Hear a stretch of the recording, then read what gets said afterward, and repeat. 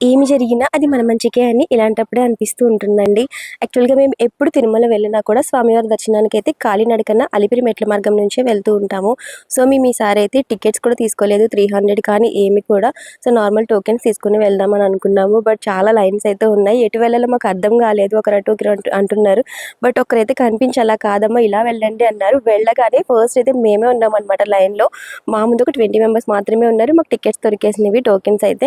So, రేపు దర్శనం అని చెప్పేసి ఈవినింగ్ రూమ్ వెకేట్ చేసేసి వెంటనే అయితే నడకదారిలో వెళ్దామని చెప్పేసి వచ్చేసాము. బట్ ఈవినింగ్ 5 పీఎం తర్వాత చిన్న పిల్లలు ఉన్న వాళ్ళనైతే అలౌ చేయనని చెప్పారు. సో, మేము వెళ్ళేటప్పటికి 5:08 అలా అవుతుందండి. అంతే ఇంక అలౌ అయితే చేయలేదు. సో, ఏం చేస్తామని చెప్పేసి రేపు వెళ్దామని వెళ్తే అందరం నడిచే వెళ్దామని చెప్పేసి మళ్ళీ అందరూ అయితే వెనక్కి వచ్చేసాము. ఎంత చీకటప్పుడు వెళ్ళినా కూడా టెన్షన్ కదా పిల్లలతో. ఎందుకు మార్నింగ్ వెళ్దామని చెప్పేసి ఏమాత్రం డిసప్పాయింట్ అవ్వకుండా ఈవినింగ్ టైం అంతా మంచి టైం అంతా కూడా స్వామి సన్నిధిలో శుభ్రంగా పిల్లలు కూడా ఆడుకున్నారు. చాలా హ్యాపీ అనిపించింది. ఏం జరిగినా మనం